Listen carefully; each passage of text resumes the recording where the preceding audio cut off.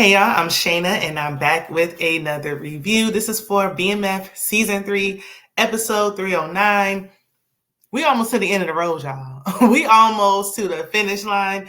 I know people were not feeling this season because the acting wasn't given what it was given before. Like we were spoiled, okay?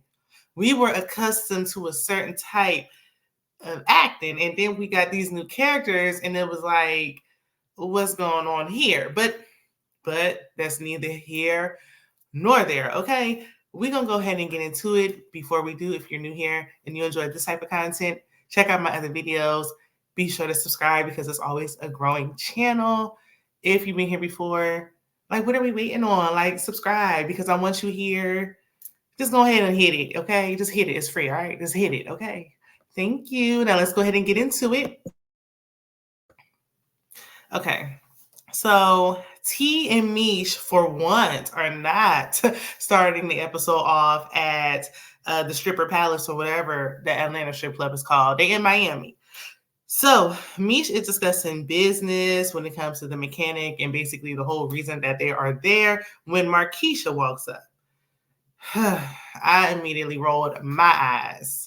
So Markisha said hi to Meech, and like me, I wouldn't have responded either. I'm glad he didn't. Okay, he ain't say not one word. I don't know why Terry would bring Markisha on a business trip. Okay, all she did was nag, and yap, the whole time.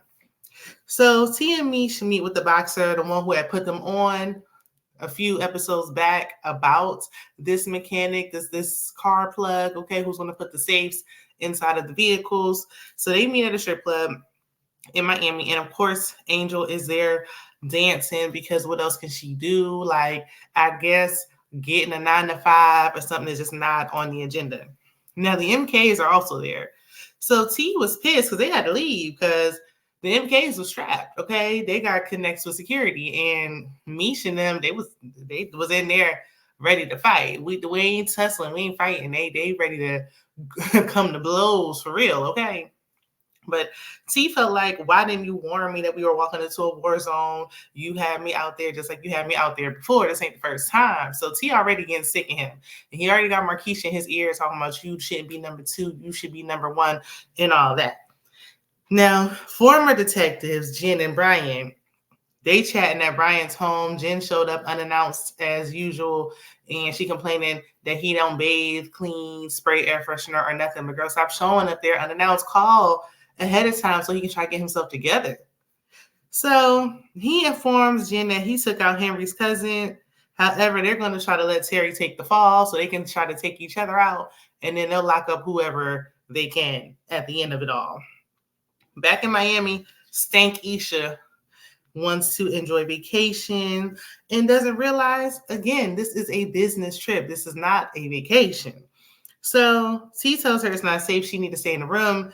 She don't want to hear. Once again, she mentions Boom, and she's been here before. She know. And he's like, listen, the MKs, Boom ain't never seen nothing like this. Okay, what Boom was dealing with was like a child's play compared to this.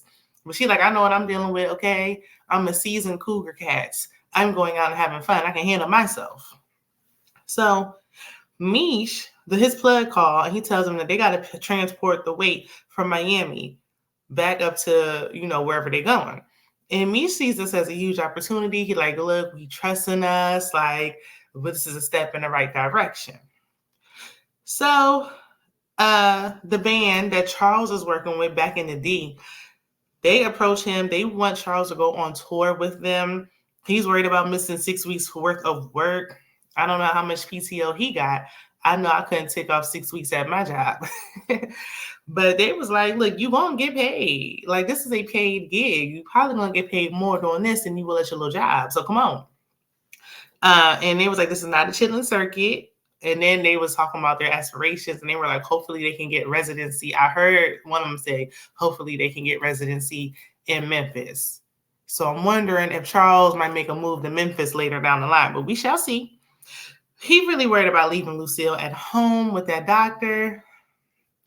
Let's keep going because we'll get there. So when he gets home, he asks Lucille to come with him.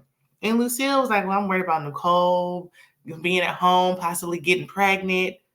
All she worrying about is that girl getting pregnant. Like, my goodness, please, please. Nicole is taking the birth control, okay? Charles was like, she can stay with LaWanda. And, he thinks that she's just worried about Dr. Maurice. And she is. That's exactly what it is. And she's also worried about Nicole getting pregnant like she did back in the day. But that's besides the point.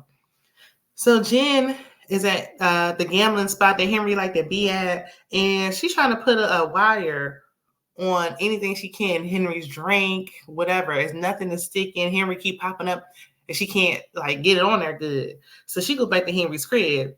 And I felt like that was risky. Girl, you don't know she got cameras in there or nothing. I wouldn't have took that risk. But she ended up getting a wire on Henry's cane. And Henry really falling for her, okay? They start getting intimate. They getting physical. They starting to get it popping.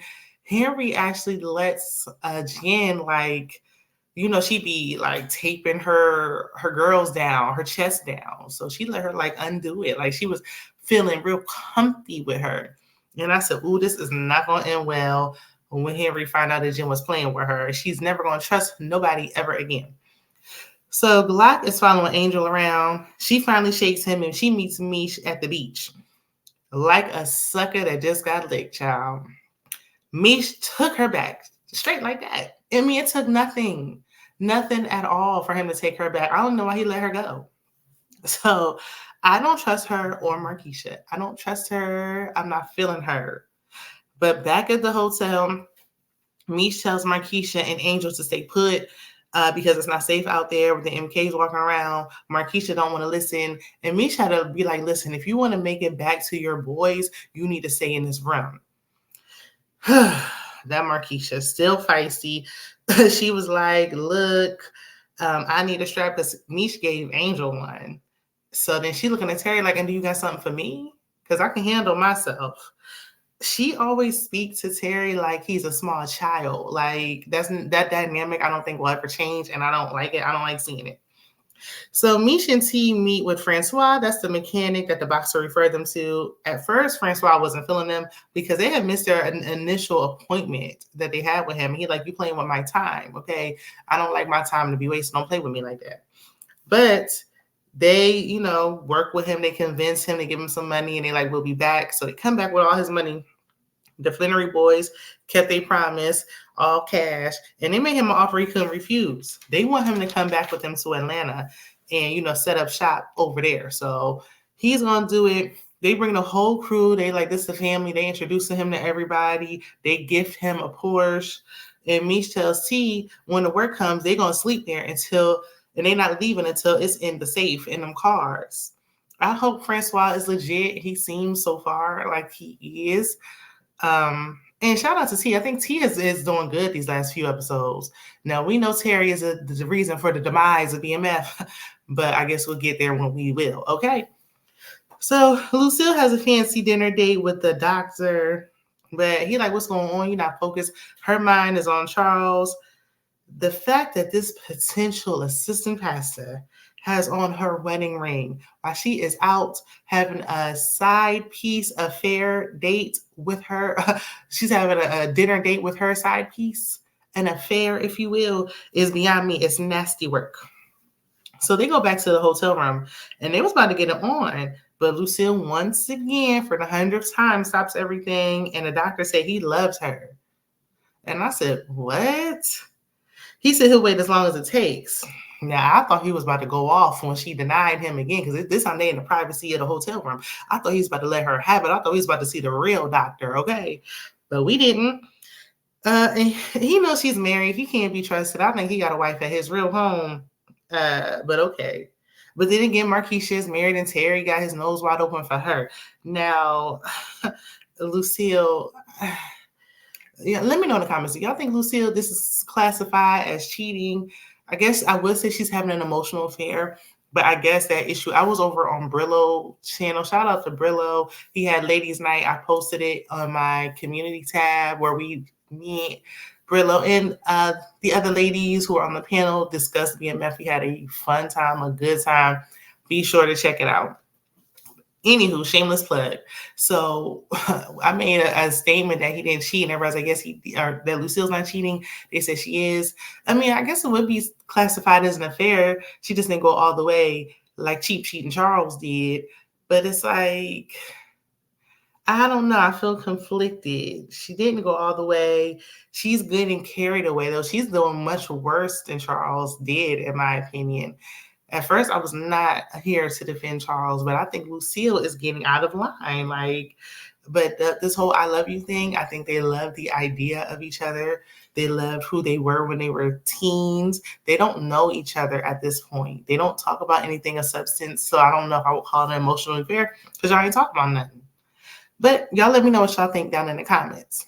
So where are we? Nicole is in her room with her boyfriend Breeze. And I hope she is really taking that birth control though, because she playing a risky game and it's looking like it's about to go in the direction that Lucille is afraid of. Now Charles comes home and Breeze got to hide behind Nikki's door. So and Nikki just lucky she didn't get caught, child. Okay. So they go to Terry's restaurant to eat for free. Nikki tells Charles that Breeze is her boyfriend now, and he's actually being, doing his dad thing. He's listening to her and with open ears, no judgment. And he just tells her not to rush. Take it slow. There's no need to rush things. And Nikki was like, I'll never let Breeze treat me the way Mama treated you. And I said, oop. Children are going to listen more to what you show them instead of what you tell them, okay? And then she tried to take it back and backslide and say, oh, I didn't mean it like that. And he was like, yes, you did. And yes, she did. She did mean it exactly like that. But listen, I wouldn't even be all that upset with it if if somebody was treating me wrong or whatever. I want my daughter to make better decisions than I've ever made. I hope she never makes some of the decisions I've made. Okay. So it's fine. It is what it is. They end up dancing and Nicole tells her daddy to go on tour, whether Lucille comes or not. Remy's new right-hand man, I don't know what his name is, but he told him that Misha's in Miami, and stubborn Goldilocks with his lack-a-locks still don't want Misha in his city. Keep this in mind for later on. So Braxton and the police captain, the chief or whoever, they're at Henry's deceased cousins, like they're viewing his body. So Henry walked in, she breaking down, and the captain informed them that they found the body in a dumpster, like around the corner from Terry's restaurant. Henry automatically blames Terry for this. And I'm like, that would be too obvious. Do you really think that Southwest Tea would be that sloppy to dump the body just around the corner? No. So I feel like that was a giveaway that it wasn't him, but she's not thinking with logic. She's thinking with emotion. So Braxton tells her that they're not going to take him out, but he can't control her. She's going to do what she wants. She don't listen. Meanwhile, Brian and Jen, they just listening to The Wire and they plotting their next move. So back at the hotel, Markisha is complaining. She said she's been waiting in the hotel room for 2 days with Angel. After waiting for 2 days, I would be a little annoyed as well. I ain't going to lie to you. So she mad that Terry is still listening to Meech. He said he needs her to fly back home. Like, you need to catch a flight home. We got to drive this stuff up. And she like, runners do, bosses don't do that. You still listening to me. She just, anything that me says, she can't stand it. So he like, look, I'm paying for this lifestyle. And she reminds him that she almost got unalived for this relationship and was holding it down in a hospital bed. LaWanda was holding it down too, but I digress. He is paying for your lifestyle. And Boom cannot from behind bars. So girl. But see, it's that power dynamic between them two. While she's talking about he always listening to me, she wants to have power over him because she's older than him and she thinks she can control him. But I was hollering because he was like, this ain't the time and place to talk about this. We'll talk about this at home. And she was like, the only thing that's going to be waiting for you at home is LaWanda and her milk-filled bras. I said, ooh, child, her milk-stained bras.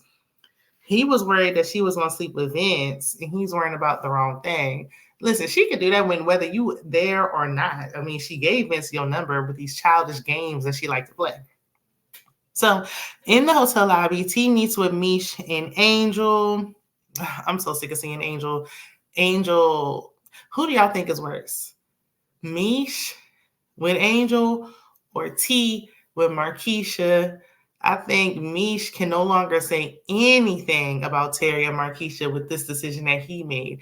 Yes, Angel might not be as bad yet. Markisha has put more time and work in, but Angel, she's well on her way. She was already getting above herself. She's not going to hold it down. He left for a short period of time, and she was already with Glock.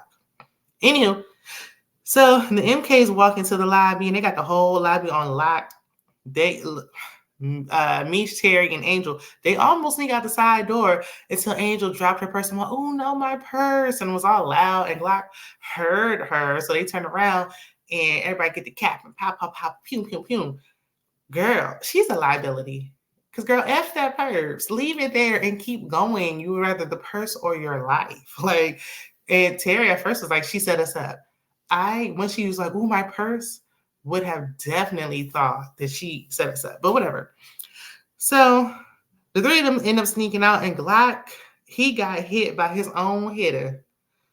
Ooh, but he still got a little melting, so I don't feel bad. So they end up going to the mechanic shop, and Meech tells the crew to pack it up. Okay, it's time to go. Meanwhile, the MKs are following Meech. So in the D, Charles asks Lucille one last time, when I say he fighting for his family, honey, he is not going down without a fight, okay? He punching the air at this point. And he asks Lucille to come on tour with him. She tells him she thinks she's in love with the doctor. Ouch. I don't think it's no coming back for that, because if nothing else, was Charles wrong? Yes. Was I mad that Lucille was doing whatever she was on initially? No. But in love, it's really no coming back for that. Because what you mean? Like, I've been with you for all these years, and you mean to tell me that this doctor took you out on a few dates? You don't even know him like that, and you in love? Girl. So he was like, "So you just gonna give up on the marriage?" And she said, if I stay in the marriage, it's gonna be like giving up on myself. Like, girl, I don't even know if it's a money thing. I think she's sick and tired of Charles and the life that he provided her, which she had to work so hard and was struggling so much, because Charles is about to start coming into some money. Now it's Charles' time to shine, and we actually about to start getting money. She don't want that. She wants the doctor. But he kissed her on the cheek, and I said, Lucille done dealt with some respectful men, because ooh-wee. And when I say he sealed it with a kiss, it's really over, y'all. It's done. It's a wrap. Tat, tat, tat, tat. Okay, it's over with. So on South Beach, T and Francois have a little moment. T been holding things down. I will give him that. His biggest downfall is he's too loose-lipped and chatty with Markisha. Meech arrives. Angel had made a comment that she gonna see him at home, and I didn't like that. Goes, what you mean? Meech, you about to let her move back in already? You need to do some lawn care while you worrying about letting this hussy in, but okay. Like, she shakes her behind for a living. Like, at least, everybody can't just go and see Markisha anytime they want. But okay. So they end up driving, and the Red Dogs end up pulling them over later on, and they impound their cars. They said they got an anonymous tip. Who do y'all think gave them the tip? Me, I think it was Remy. Do y'all think it was Remy or Markisha or somebody else? Who do y'all think was behind this tip? So now they're like, dang, all of our work is in them cars. We need our cars back. I think we're taking a break next week. I don't know. And then we'll have the season finale. What did y'all think about the season? What are y'all expecting for the season finale? Drop down in the comments, sound off, let me know. Share the video with a friend. Turn on your notifications so you don't miss my videos. And I'll see you in the next one. Bye.